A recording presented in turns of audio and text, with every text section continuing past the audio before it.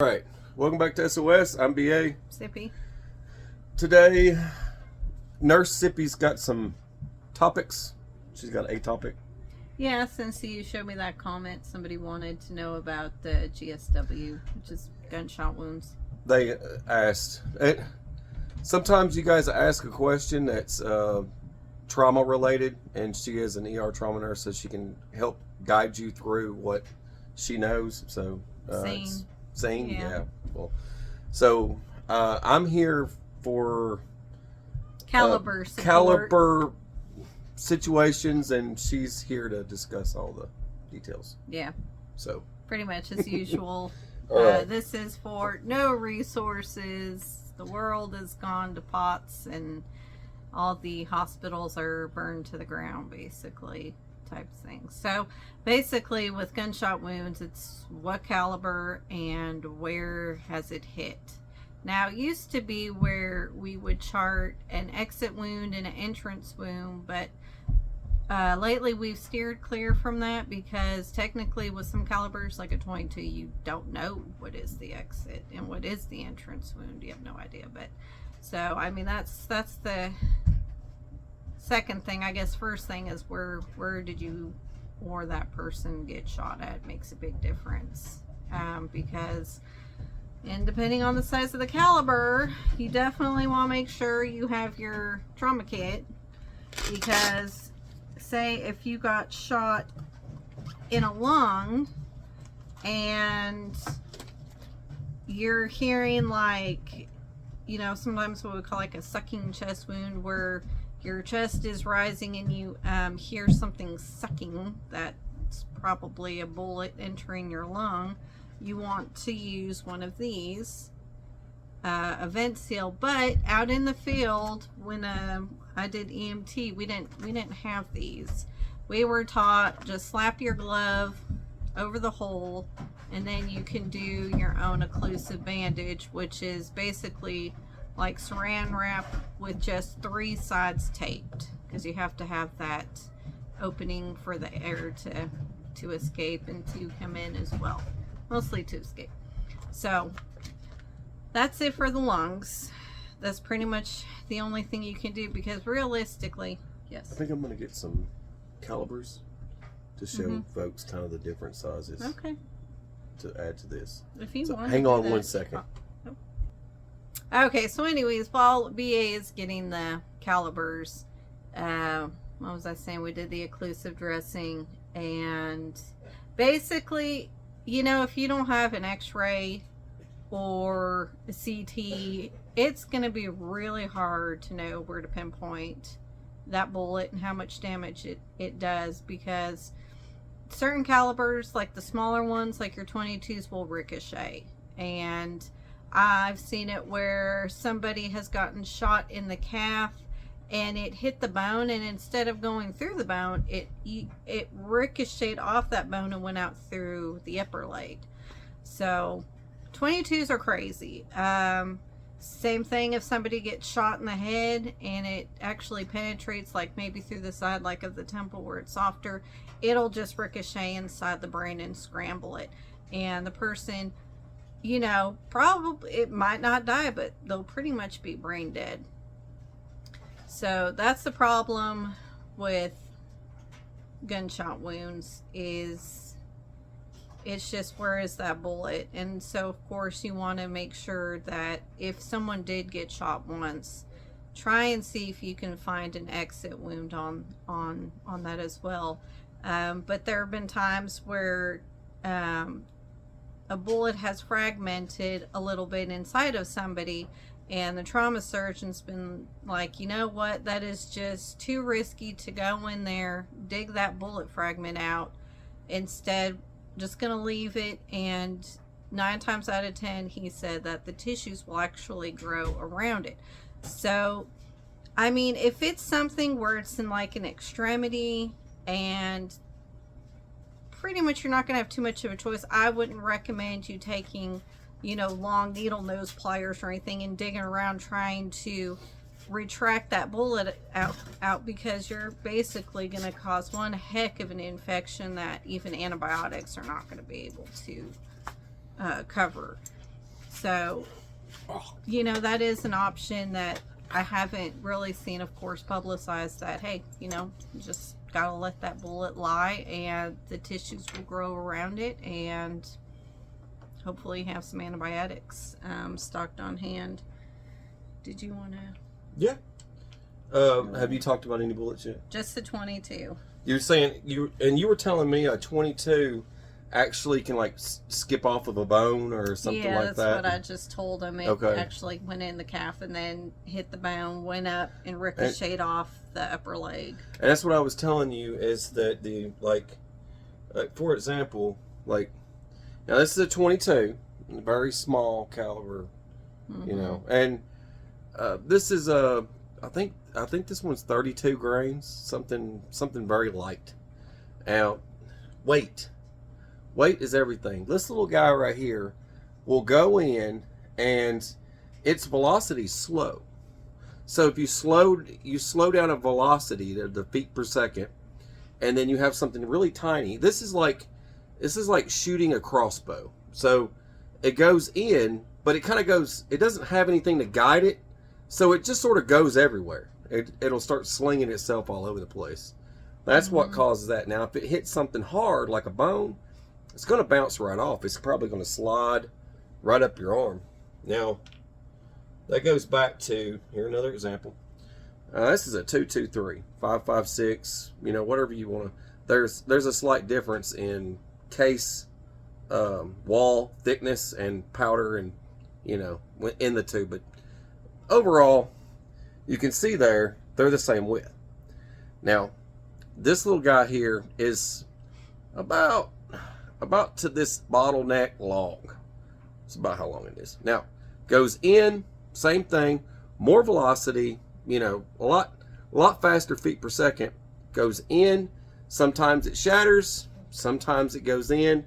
It might pass through, but most times all the weight is in the rear, and it just starts flipping. And when it flips around, that's where this thing's nasty, is it flips everywhere, just like a 22. They call this like an assassin round because it bounces around so bad, especially if you get somebody in the brain. It just bounces around the head. And then velocity. What did I say? Velocity, lightweight versus heavy. I didn't grab a 45 ACP, but I brought. That's a Desert Eagle, and this would be a Smith & Wesson 500. Now, this is 700 grains. If it hits the body, this is like 325 grain. Hydroshock. 45 ACP causes hydroshock. Everything from like 10 millimeter, 45 ACP. Now, 45 ACP is a slow, fat, heavy bullet. So heavy, 230 grains at least. Then it hits the body. Then that's where the hydroshock comes in. You don't buy hydroshock ammo, because if you just buy a hydroshock caliber gun and carry that, you'll have hydroshock. So that would be a 45 ACP or something like this. It causes bones to shatter when it hits. And it doesn't have to be going fast. It can be going 900 feet per second, or 950 feet per second or whatever. It doesn't have to be going real fast. It can be going slow. Just like this guy. It doesn't have to go fast. It can go slow. And it can just annihilate bones. All your bones just shatter. You fall down like Play-Doh. You look like that scene from Harry Potter where the dude lost his bones in his arm. But, and this would be versus, this is your 308. Now your 308, that's all kinds of calibers from AK to Boys in the Gaunt and all kinds of stuff. Those are definitely very lethal from what These I've would seen pass. in These Trauma would Bay. easily pass through and cause a big exit wound. Big. Yes. These would easily go through. Versus this, where it's going to tumble around a lot. This guy right here will just pass right through, but it'll cause a big exit hole. So, yeah, just keep that in mind. And with those, of course, I mean, the only thing you really can do is tourniquet. You would need some serious surgery combat for gauze. If it's exited out, you just, at that point, you better control the bleeding and have a surgeon or somebody like you were saying that Yeah, can surgeon at that point. that can fix those arteries, just depending on where you hit. You might miss some arteries, but you might just have a lot of vascular bleeding. Well, let's talk about the streets. What's actually common on the streets? 9 mil, 380 is smaller than this, and 22. Those are very common. And doomsday scenario, a lot of people are going to be using this. Right. And this 9 mil. I mean, people buy buckets of this stuff and go for a while. People, you very seldom. I mean, I don't know about how many people run around actually carrying a 45 ACP, and using it. But these two are your most common right here, because these are cheap guns. You can get one for $100. A gun for this, $100, and the ammo for it you can get. What I get, like 4,000 rounds or something like that for like 160 or something. Yeah, it's like $160 is what I paid. So yeah, I know where to shop. So that's common. And then this, it's pretty cheap, about $15-$14. You can get 50 of these. Yeah, those I've seen more accidental shootings where somebody's showing off their pistol and it's like right in the thigh, right in the leg. The entrance wound isn't too big. Sometimes it's like, wait, was that a 22 or what caliber is that? But then it's like the exit wound's a little bit bigger, depending on, I guess, the what kind of bullet. Yeah. Like if you're going, what's the big ones that mushroom up? The high. Yeah, anything hollow point points. that's fat, like you can get a 9 mil in hollow point. It'll fold, make like a rose shape, and it just has sharp edges everywhere. It's all jagged metal. And then like this one here, that's another version of a hollow point. That's another, but what happens, this one, it splits in different directions when it hits. I was going to bring one of those 45s over here. I don't have limited time. I wanted to hurry up and get back over here. I was like, because I've got like a little box, when I empty out my guns, I'm like, all the stuff that comes out, and then I put it back in the safe. Then I've got my ammo cans, so I didn't want to grab from everything. Now, that, have you pretty much covered most of that stuff? I mean, for the most part, I mean, if the bullet's pretty shallow, then yes, by all means, try and dig it out. But if it's deep, leave it alone. Hopefully you have a stock of antibiotics. Clean it, change the bandages out. Don't move around, because, moving around, you're going to shift the metal to cut into more nerves and blood vessels. So you want to stay immobilized, especially if it's a joint.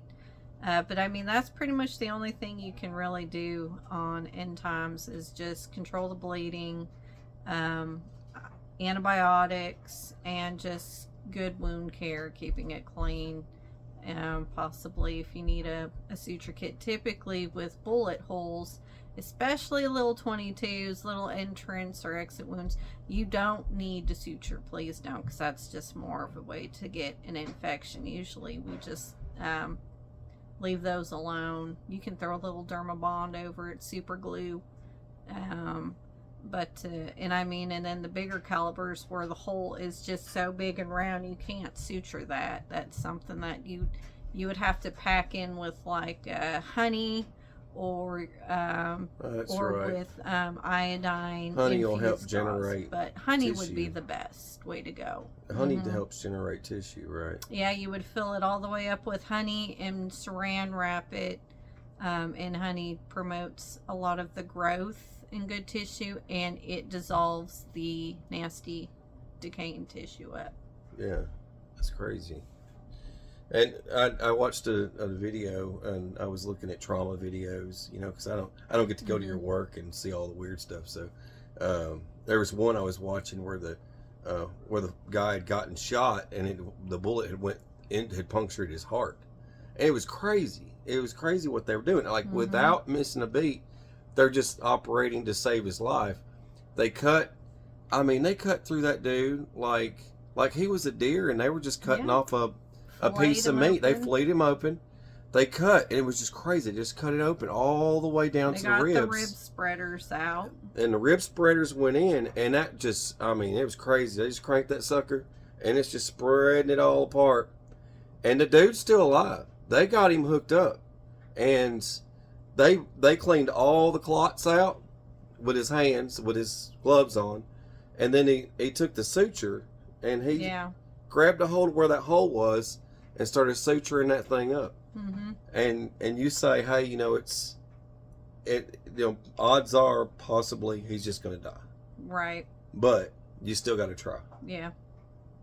Yeah. I mean, Crazy. I've seen that a couple times, especially rifle rounds where it gets up and where, you know, people end up getting shot or shoot themselves, and it just does so much damage inside the ribs. You were telling me about they shot straight through their leg and weird stuff, showing their gun off or trying to holster it. Yeah. Elmer Fudding it. People do that all the time, but I mean, usually the trauma surgeons don't waste time. If it's up in the lungs and we put in that chest tube and that chest tube's not improving their oxygen, they just go ahead and fillet them open, crack the ribs. I've seen them take a whole chunk of ribs out to get to the heart, where you manually have to keep pumping the heart while you're rushing them up to the OR because the heart gets hit. And, you know, unfortunately, those do a lot of damage, and it's very, very poor prognosis. That's crazy. That's all I got for you. I don't have any more caliber data for you. I think that's pretty much it that you can do. And, you know, if you do the quick clot, you gotta scrub that out. You gotta rinse it out really well after the bleeding's been done, because that'll definitely set up for some nasty infection too. It's just, it shouldn't be kept in the body. And the other best thing to do is just where's that? It's over here somewhere. I should have grabbed this stuff. I'm gonna knock everything over. Come here. Just get you one of these. Wear these. And I got a helmet over there. It's actually made of this. But you need yes, you have, if you plan on getting yourself in a position where you're gonna get a bullet, just get you some of these and duct tape them. Yeah, I mean, chances are you get shot in an extremity, you're probably gonna pull through and be just fine. Yep. But you get shot in those major organs. Right here. Yeah, it's bad juju. You probably ain't gonna make it. So it's just good to know that. But if you think it's hostile enough, you need to protect your organs, I'd just start doing it. Get you a nice flannel shirt to go over it. Nobody's gonna know. I wore a bulletproof vest all the time, and no one ever noticed it. No one ever knew. It was crazy. I was like, I'm walking around, I've got a bulletproof vest on underneath my clothes, my jacket, and everything. Nobody even noticed it, and you can get away with it. So there's nothing against the law, except there are a few places where you are not allowed to have bulletproof vests, and I can't remember what location that was. It's actually banned, like Canada or something. One of these places, I can't remember. But anyways, that's all I got. Yeah, me too. All right. God bless. Take care. Stay safe. Be sure to like, share, and subscribe if you haven't already. And if you want to see more Sippy, please comment below and tell us some of the topics that you might want to know about. And Sippy's more than happy to turn this camera on and start talking. Yep. God bless.